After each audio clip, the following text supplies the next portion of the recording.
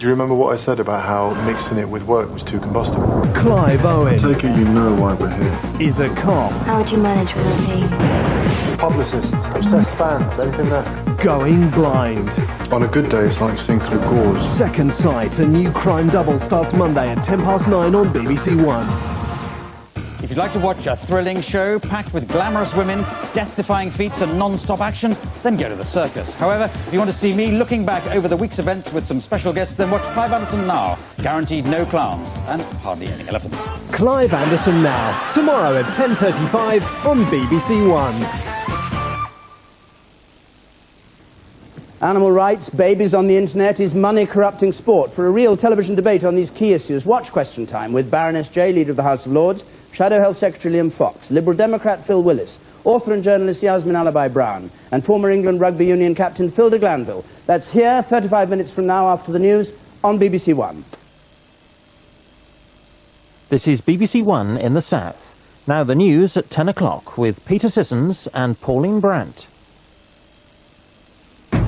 In the last few minutes, dramatic developments in the case of the Internet twins.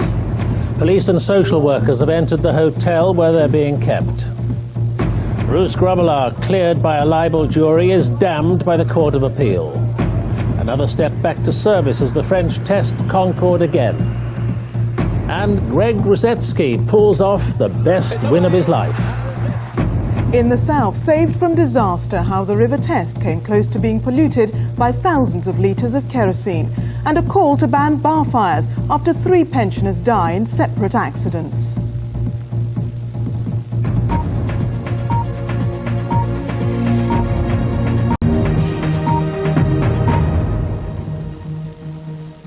Good evening. Within the last hour, there have been dramatic developments surrounding the Internet twins, the little girls bought in America by a British couple, Alan and Judith Kilshaw.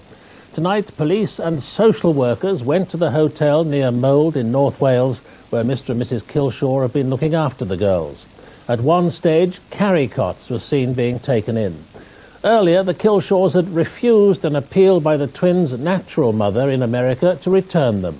They insist the girls were lawfully adopted. First, Neil Dixon on the day's unfolding events. In a dramatic development tonight at about 8 o'clock, the authorities moved in.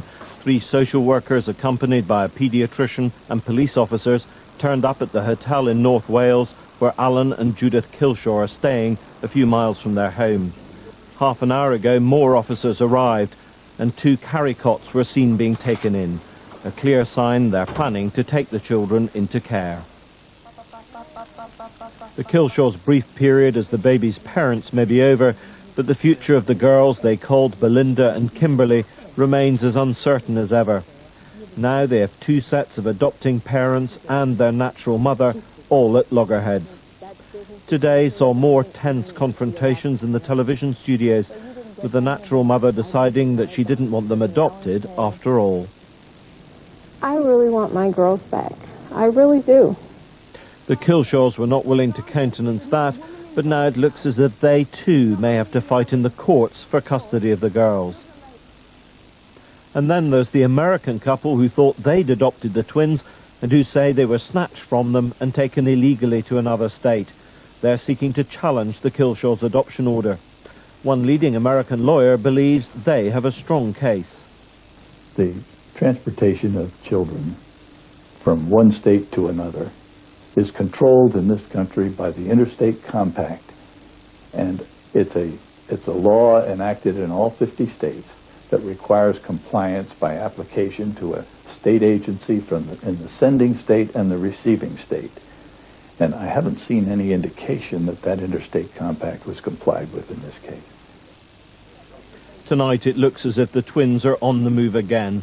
Childhood innocence caught up in a turbulent adult world, their future as uncertain as ever. Neil Dixon, BBC News. And our correspondent Wirra Davis is outside the hotel in Mold where the Kilshaws are staying. Wirra, what's going on there now? Well, it's a terrible confrontation here tonight, Peter. We've had social services, police, and indeed a paediatrician meeting here tonight. They've had a standoff with the family. About 20 minutes ago, 2 policemen arrived with 2 carry cots, and there's a gaggle of journalists inside there now behind me, waiting for the police to bring the twins out into the care of Flintshire Social Services. What happened today was the Killshaw parents left for another TV interview in Chester. They were dragged back halfway through that interview by social services from Flintshire, who demanded to see the children. They saw them, of course, yesterday. They've been here for about 3.5, 4 hours tonight, and it looks as though in the next few minutes the children will be taken indeed into care of Flintshire Social Services. Is anything being said to reporters officially or unofficially, Wirra? I spoke to the first detective inspector who arrived here, and he said that I think police had been disturbed by some of the scenes we'd seen over the last few days. The welfare of the children themselves was paramount. I think the problem was that on one hand the police wanted to make sure the children were in welfare, were cared for, but social workers also didn't want to disturb yet again the children's pattern of life. They've been with the Killshaws now for a few weeks, and to take the children into yet another care system might of course disturb them. But it seems that tonight they will indeed be taken into care. Wirra Davies, thank you. We'll come back to you should anything develop there. And our social affairs editor Neil Dixon is with me in the studio now. Neil, are you in any doubt now about what is going on? It's clear that the appearance of the Carricots means that they are serious about taking the children into care. They've spent some time talking to the parents, whether that's negotiating something or whether it's simply trying to calm them down before they remove the children. What would be the grounds? What would be the powers that they have as well? And would they have to have a court order at this stage? Well, they could have a temporary police protection order which would give them 72 hours to have the children before they decided in the longer term what to do. Their concern is clearly the welfare of the children. That's what both the police and the social workers who work together in child protection teams will be concerned about. And of course extra police officers will have been there simply to deal with the issue of confrontation if that had arisen. Now, clearly this is soon going to be something of a legal minefield, given that there are moves afoot in the United States to recover the children. How do you see the next few days developing in that regard? Well, it's interesting. When we first heard this case, it seemed as if the whole of the American thing was sealed up and relatively simple. It now seems that it's anything but that. Now, in an interview for the 5 Live Breakfast programme tomorrow, apparently the judge in the Arkansas case, one of the judges who gave the adoption order to the Killshaws, cast real doubt on it. First of all, she says it's likely that the natural mother will be charged with perjury, and that, of course, throws the whole question of the legality of that adoption order into question. Neil Dixon, thank you. And we will be bringing you events as they unfold up in North Wales. Bruce Grobbelaar, the flamboyant goalkeeper cleared of taking match-fixing bribes by a libel jury, was today branded a cheat by the Court of Appeal. In an unprecedented ruling, the 3 judges undid the verdict of the jury 18 months ago, and they took away the damages awarded against the Sun newspaper, saying the only rational view was that he did take corrupt payments. Mr. Grobbelaar, who faces a £1 million bill for costs, said he was devastated. It is difficult to deny the Sun a triumphant tone in their headlines for tomorrow morning's paper, after the Court of Appeal's dramatic decision to overturn the verdict of a libel jury which awarded Grobbelaar £85,000 against the newspaper in 1999. We're absolutely delighted because it's a total vindication of the Sun, a total vindication of the investigation into Bruce Grobbelaar, and probably one of the greatest days for, not just for the Sun, but for all newspapers. Bruce, can you raise your hat for us as well, mate? Over here, mate. Bruce Grobbelaar had originally been cleared on charges of conspiracy to fix matches following 2 criminal trials in 1997. And 2 years later, he successfully sued the Sun for libel. He was not in court with his legal team today to hear the 3 judges at the appeal court make legal history by ordering the libel verdict to be set aside. Never before has a jury verdict been overturned as perverse, but these were exceptional circumstances. Lord Justice Simon Brown said one is left with an inescapable core of fact and circumstance which leads inexorably to the view that Mr. Grobbelaar's story is quite simply incredible. Lord Justice Jonathan Parker concluded that Grobbelaar's case was so utterly implausible that no jury acting reasonably could have accepted it as true. Some lawyers are now wondering if it's worth bringing libel actions at all if judges can overturn jury verdicts. Grobbelaar's lawyers will fight on. We will be petitioning the House of Lords for leave to appeal and to try to overturn what we believe to be a decision that's fundamentally wrong. I'll still fight on and try and clear my name because I've done nothing to change football, and as I said, I feel sorry for the 12 jurors that ruled in my favour. The Sun's investigation in 1994 exposed bribery at the heart of English football. They secretly filmed the former Liverpool and Southampton goalkeeper accepting money to fix matches. They also claimed that he deliberately palmed this shot from Coventry's Dion Dublin into the back of his net. The spectre of corruption has returned to haunt English football.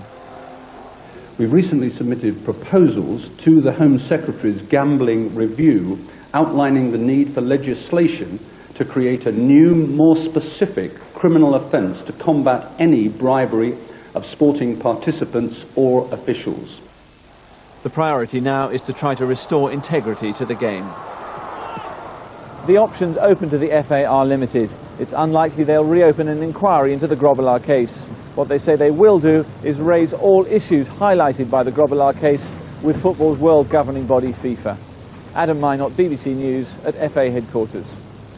Rescue teams in El Salvador have begun searching the crater of a volcano where it's feared people may still be trapped following the country's devastating earthquake. Aid has begun arriving, but it's estimated the cost of putting right the damage will be more than $1 billion. Our special correspondent Ben Brown reports from San Salvador. Today they fumigated Las Colinas, the suburb where hundreds died in a landslide. With so many bodies still buried in the mud, the priority now is to stop the spread of disease. Carmen and Jaime Marin have come here to retrieve the belongings of their 12-year-old son. He was by himself at home when the earthquake struck and killed him. Carmen had telephoned him just a few minutes earlier. The last thing he said was, "I love you, Mummy." He said, "Hurry up, Mummy. Come home soon." "I will," I said. "I'll be back soon." Another family grieving today, that of Sergio Moreno. He was a young musician miraculously dug out from underneath the landslide, only to die later on in hospital. In El Salvador, coffins are for sale on street corners. There are so many dead. But often the bereaved cannot find the bodies of their loved ones, and it is adding to the torture of men like Pedro Romero, whose brother was killed. We heard that they're burying the bodies in the mass graves. And for the sake of our parents and our family, we need to bury him with dignity. Many of those who kept their lives but lost their homes now live like refugees in this camp. Some are so demented with grief they've turned violent. The survivors will have deep psychological scars for years to come. Among those to have a lucky escape, the staff of this British school close to the landslide. Dee and Alan Darby were shopping when the earthquake happened. For that 40 seconds we just held on. There was almost utter silence in the supermarket, believe it or not. And we just held on until it stopped. It was the longest 30 or 40 seconds I've ever experienced in my life. It felt like an eternity. Almost a week after this disaster, the search for survivors is officially over. Now it's a search for the dead. And even that will be called off after a couple more days. The bodies of hundreds of people killed here will probably never be found. Instead, the avalanche of mud that buried them alive will be their final resting place. And the authorities are thinking of turning this into a park in their memory. Ben Brown, BBC News, El Salvador. Here, the Food Standards Agency is tonight demanding urgent assurances on the safety of imported European beef. The agency made the demand after 41 tons of German meat was impounded in Northern Ireland. Experts found it was contaminated with spinal cord, which is banned under the strict controls to deal with BSE. It was during routine checks at 2 meat processing plants in Newry that anti-BSE inspectors made the discovery. In breach of European Union rules, banned spinal cord was detected in 2 consignments, 41,000 kilos of beef imported from Germany. From our point of view, it's slightly unfortunate. I think that it wasn't picked up in the member state from where the beef originated. Certainly if that had been the case, we wouldn't be in this situation at the moment. But it is a good thing, and it proves that the controls that we have in place in Northern Ireland are effective. With new BSE cases appearing in France and Germany, the Food Standards Agency has called for tighter checks here on all beef imports. spinal cord is on a list of specified risk material that under EU law must be removed from cattle aged over 12 months. Tonight, the German authorities stand accused of failing to enforce the strict anti-BSE measures. The worrying fact here is, of course, that this product got this far. This is a clear breach of the European controls for BSE, and the German authorities have clearly failed to protect consumers outside their country from product that should not come out. The UK imports more than 1,300 tonnes of German beef a year. Tonight, the UK's Food Standards Agency is demanding urgent action, writing to the European Commissioner David Byrne, describing the incident as very serious. I want assurance from Commissioner Byrne that he is taking action to prevent future breaches. I've also written to him to ask him to speed up the process of introducing country of origin labelling for beef. The consignment of beef seized at Newry was destined for re-export. Because it would have been cut up and processed in Northern Ireland, under an anomaly in the law, had it then reached consumers, the German beef could have been labelled as British. Nicola Carslaw, BBC News. An Air France Concorde has flown from Paris to a military base in the south of France to begin a series of airworthiness tests. It was the first time a Concorde had taken off from Charles de Gaulle Airport since last July's crash, which killed 113 people. Before the Concorde crash 6 months ago, this was an everyday sight, but today exceptional. The first one to take off from Charles de Gaulle Airport since it crashed last July. But the manufacturers hope modifications mean it'll soon be able to resume commercial flights. We want to have a Concorde flying in safe conditions. Everything that we do goes in this direction. I don't know what will be the result, but I hope that we are in the right direction. In the crash, a fuel tank imploded after being hit by debris from a burst tyre, engulfing the whole wing in flames. And so the tanks are to be reinforced using Kevlar, the material used in the manufacture of bulletproof vests. Today, a little under an hour after takeoff, Concorde arrived at the military base. What the experts want to prove is that this modification will make a repeat of last July impossible. There'll be huge relief at Air France headquarters and at British Airways that once again Concorde has taken to the skies uneventfully. This is a small first step. What really matters is how the plane fares over the coming weeks of tests. John Sopel, BBC News at East outside Marseille.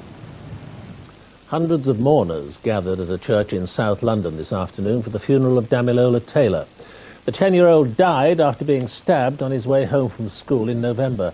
There have been several arrests, but no one has yet been charged with his murder. Robert Hall reports.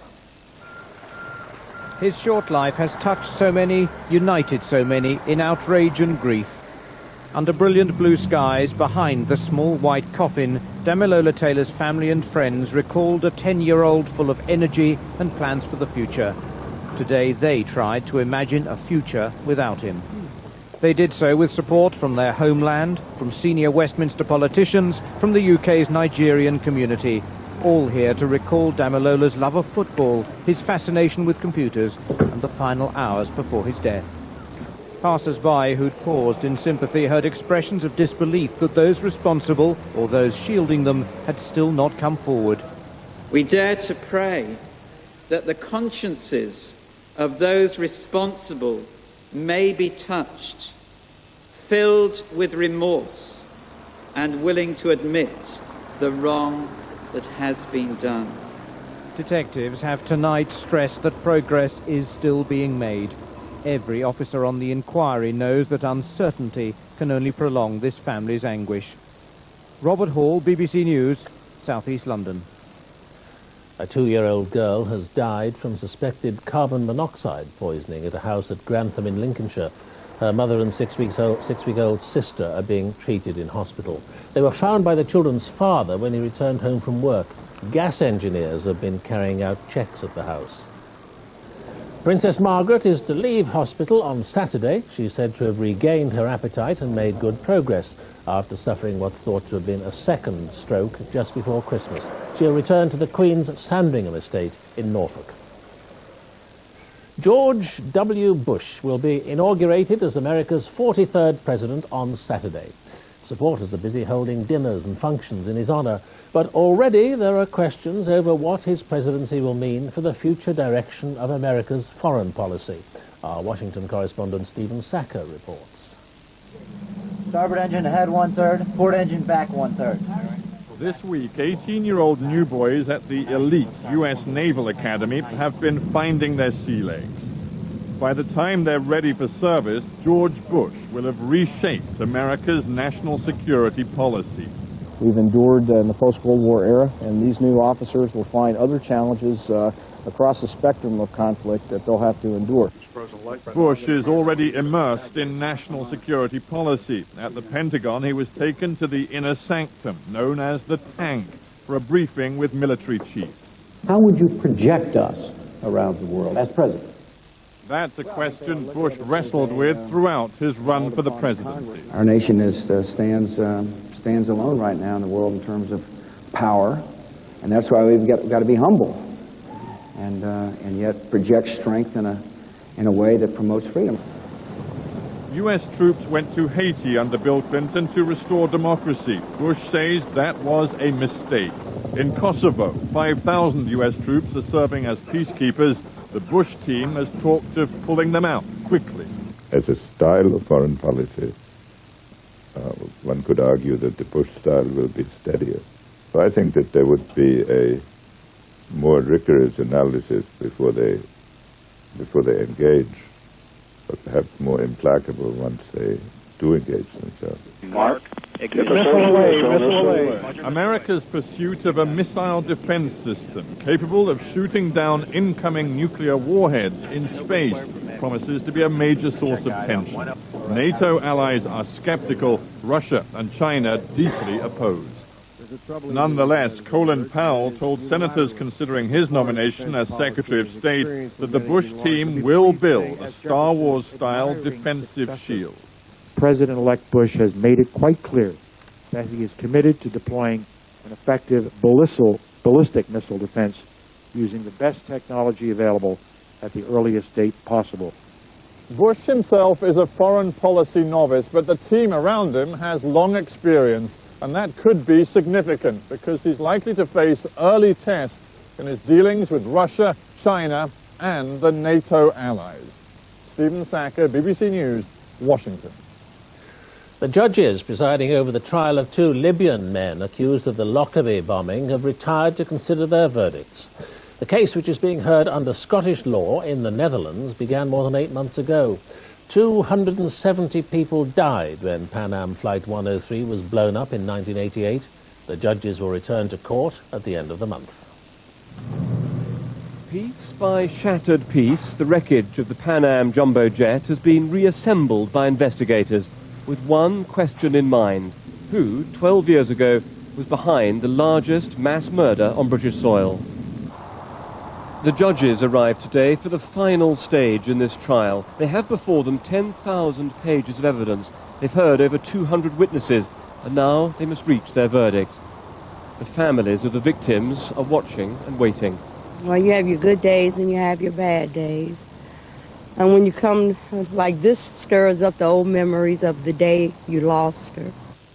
The 2 Libyans accused, Abdel Basit Ali Al-Magrahi and Lamin Khalifa Fima, deny the murder charges, but prosecutors believe they were involved. That on the Mediterranean island of Malta, the 2 men slipped a suitcase bomb onto a flight to Frankfurt, from where it was transferred to London, and there placed on Pan Am Flight 103, which took off for New York, but only made it as far as Lockerbie before exploding. The prosecution has relied on a string of witnesses to back up its case.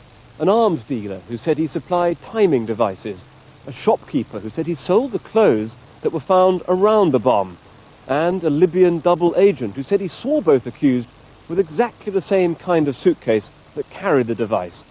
But the defense has said that none of this adds up, because those witnesses simply aren't reliable.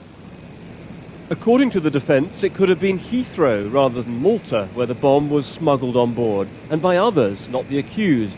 The defense hope they've raised plenty of doubt. The defense, having offered no defense, has contented itself with picking holes in the Crown case, trying to establish in the minds of the judges a reasonable doubt. Inside this specially built prison, the two accused are awaiting the verdict. It may come at the end of this month. David Schuckman, BBC News at the Scottish Court in the Netherlands. And we're going straight back now to the hotel in North Wales, where police and social services tonight intervened in the case of the internet twins who are inside the hotel with the British parents who say they've adopted them. Wira Davis is there. Wira, what's the latest? In the last minute, a police statement was read out saying the children at 10 to 10 this evening were taken under the Children's Act and were taken into the custody and protection of Flintshire Social Services. The police say they now have them in their custody, also social workers that they're looking after, and we expect they'll be brought out fairly soon, but they have been taken from the Killshores. Wira Davis for now, thank you. And we move on to tennis, and Britain's Greg Rusedski produced what he's described as his best win ever at the Australian Open in Melbourne. He beat the world #1, Gustavo Kuerten, in 5 sets to take him into the 3rd round. It's been a terrible 12 months for Greg Rusedski. He's fallen back to a lowly 65th place in the world rankings, but today he showed that he can still compete with and beat the very best. Outrageous! He won the 2nd set after losing the 1st. Gustavo Kuerten, ranked #1 in the world and top seed for the tournament, had no answer as Rusedski won the 3rd set too. It was a truly great match, with both players keeping errors to a minimum. The Brazilian fought back, levelling the contest at 2 sets all and taking it to a decider. Rusedski, though, had saved some of his best for last. With the match delicately poised, he edged ahead. Fantastic! A few minutes later, it was all over. The British #2 had produced the biggest upset of the tournament. I think it's my greatest victory by far. I mean, I've never beaten a #1 player in the world on a stadium court at a Grand Slam, ever. Greg Rusedski has timed his return to form to perfection. James Pearce, BBC News. And you can see highlights of the whole match on BBC 2 at 11:20. We'll be going back after the regional opt-out to North Wales for the latest on the twins, who've now, we learn, have been taken into the custody of the social services. It's now just 26 minutes past 10. I'll be back later with all those highlights, but before that, the news where you are.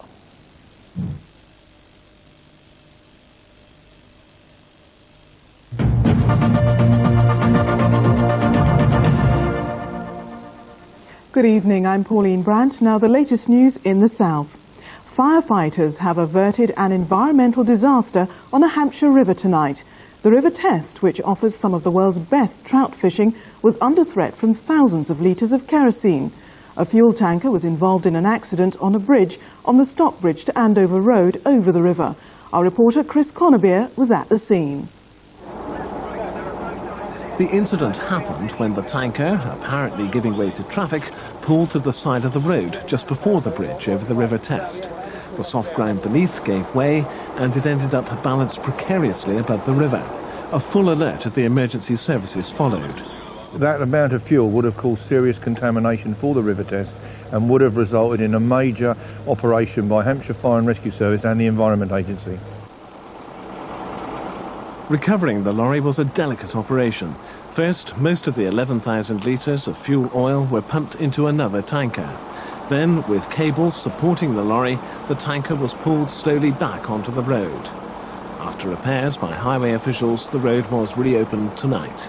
Chris Connerbeer for BBC South Today, near Stockbridge. There's a search for 2 fishermen off the Hythe side of Southampton Water tonight. A Hampshire Police helicopter and a Hamble rescue team have been searching the waters for a 22-year-old and an 18-year-old man since 5 this evening. A boat has been recovered in the last hour. There's a call tonight for electric bar fires to be banned after 3 Dorset pensioners died in separate incidents.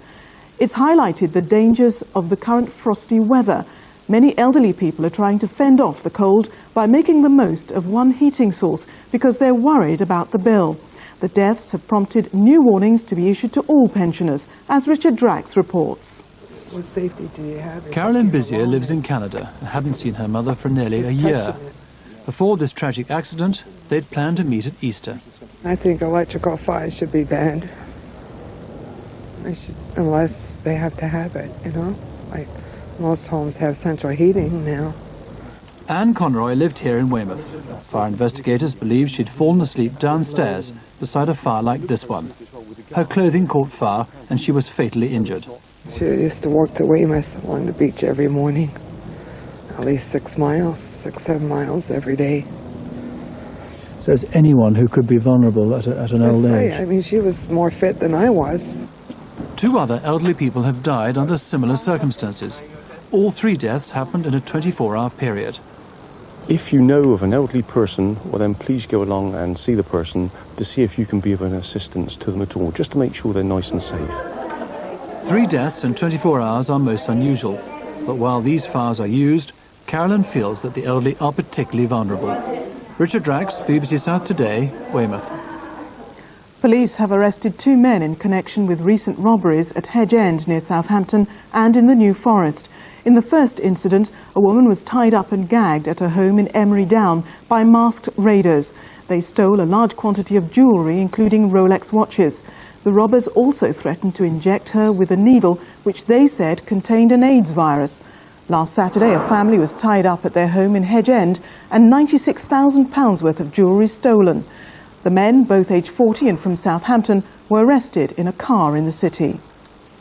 A family from Dorset are considering taking legal action after one of their relatives died. They claim 26-year-old Chantel Franklin would still be alive if she'd been properly diagnosed. Chantel sought medical advice 4 times. Twice she went to hospital, twice she was sent home. Soon after, she died from a brain swelling. Now there's to be an inquest. Bryony Leyland reports. Chantel Franklin appeared to be a healthy 26-year-old, but in November of last year, she began to suffer from severe headaches. Her brother and sister told doctors the family had a history of brain tumours, but they claimed they were ignored. They're convinced an earlier scan might have saved her life. I asked the surgeon when he read the scans that had it been identified even as early as perhaps a day before, let alone the week or a half that we originally took her in, would it have made a difference? And he actually said to me it would have made a huge difference, it would have saved her life. Doctors at Poole General Hospital thought the pain was due to a knotted muscle in Chantal's neck and recommended physiotherapy. When the pain worsened, Chantal was admitted to Bournemouth Hospital. Doctors there also recommended physiotherapy. When Chantal was discharged from here, she was seen by 2 GPs, one of whom diagnosed tonsillitis and the other glandular fever. When there was no improvement a week later, she was readmitted. Her family claim it was then only on her own insistence that she was given a brain scan. That showed she was suffering from an aneurysm. She died a few days later in the neurological unit at Southampton General Hospital. I just want some justice for her, you know, just a little bit of someone to stand up and say, yeah, you know, it may have been my fault, and yeah, you did bring her into hospital with me, did bring her into hospital to see me, but I turned her away, and I want someone just to admit that. The family is considering legal action. An inquest into Chantal's death is due to open in April. Both Bournemouth and Poole hospitals say it would be inappropriate to comment before then. Bryony Leyland, BBC South Today. Radical new trains powered by gas turbine engines are being planned for Great Western services through the Thames Valley. The new trains are already being used in Egypt, Iran and France. They're lighter, faster and more environmentally friendly than today's ageing diesels. First Great Western wants one on test within 3 years and could have a whole fleet in 5 years' time. Now a look at the weather forecast. Tonight, clear periods with some freezing fog patches developing. A widespread frost. Expect some icy roads. Minimum temperature -3 Celsius, 27 degrees Fahrenheit. That's it from us for now. Now back to Peter Sissons in London.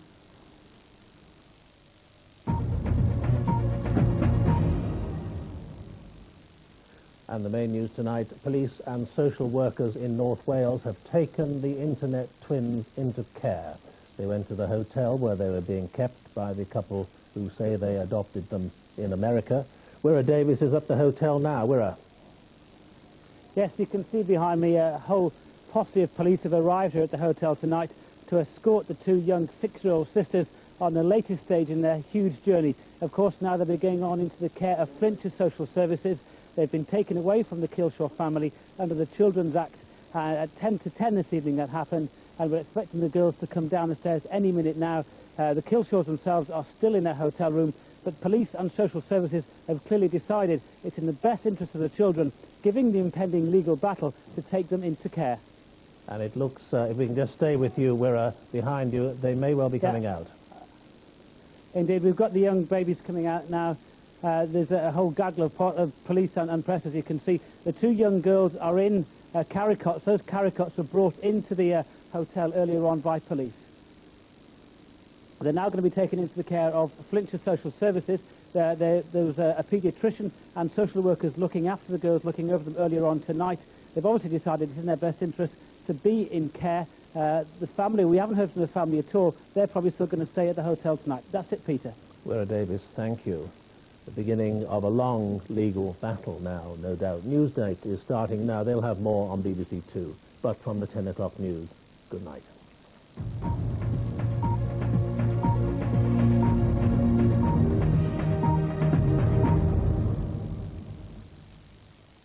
Taking breakfast with Frost this Sunday morning on BBC One, the leader of the Liberal Democrats, Charles Kennedy, at 9 o'clock.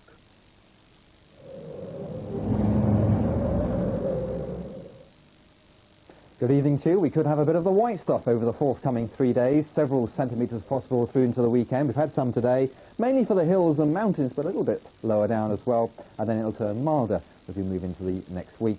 Now you can see from the satellite picture we've had a fair blanket of cloud covering a good part of the United Kingdom today, but also some good holes developing. That's going to allow that frost to return. But you can see down those more eastern parts of England and into East Anglia, we've seen some snow showers, and some of those have turned out to be quite lively, been coming and going through the afternoon into the early evening time. There's a bit more to come tonight as well. Not just here either, some also falling across the more eastern parts of Scotland, and one or two have come into the Midlands and Wiltshire at the same time. It's a misty story. There could be some fog around tonight. It's going to be a cold night, quite a range of temperatures where we keep a blanket of cloud, perhaps -1 or -2, but where we see those good clear slots, we're looking at -5 or -6. So certainly a frost on the cards for a good part of the United Kingdom yet again, and also some freezing fog to look out for and 1 or 2 icy patches. So not a good night to be out and about, and quite a tricky morning tomorrow morning. We're going to see a little bit of brightness, I think, first thing in the morning, but otherwise a lot of cloud around. Still those sleet and snow showers near the North Sea coast, some coming inland as well. Mainly bright to the more western parts of the United Kingdom, but there will be some mistiness around first thing, and not very warm either. 2 or 3 degrees above freezing, our best temperature we can expect through tomorrow. Now things are all set to change as we move into the weekend. It's a long way off, I know, but we have an area of low pressure developing here in the Atlantic, getting closer and closer, and it will bring with it the milder air. But of course the problem with some of the rain bumping into the cold air that we've seen over the last week or so, it could give us some snow. And it certainly shows on the nighttime temperature charts. As the milder air reaches us, we start to lose our overnight frost. The blues turning to greens over the forthcoming nights as we move into the early part of next week. So on to Saturday's forecast then. We've got a risk, I think, of more of those snow showers down those North Sea coasts. Very misty and murky, some low cloud and also some mist and fog. The hint of some rain trying to get into the southwest. That'll give some snow over the moors of southwestern England as well as the Brecons. That'll move out of the way, and then the next system arrives through Sunday. This is perhaps a little bit more significant, this system, and certainly to the north of the Midlands, over a good part of northern England into Northern Ireland and a large part of Scotland. There could be some significant snowfall for a time before it all starts to melt and it warms up from the west. Some of that snow being blown around by quite strong winds, and it'll be a while before the temperatures start to lift. Of course, you can find out more details on CFAX page 400 or on our website. That's all from me. Have a good evening. George W. Bush on finance. It's clearly a budget. It's got a lot of numbers in it. On trade. More and more of our imports are coming from overseas. The future. I think anybody who doesn't think I'm smart enough to handle the job is underestimating. For most of his life, he's shown little political ambition. But what do those who know him say about the most powerful man in the world? Panorama hears from the critics, friends and family of the accidental president. The full picture, Sunday at 10:15 on BBC One.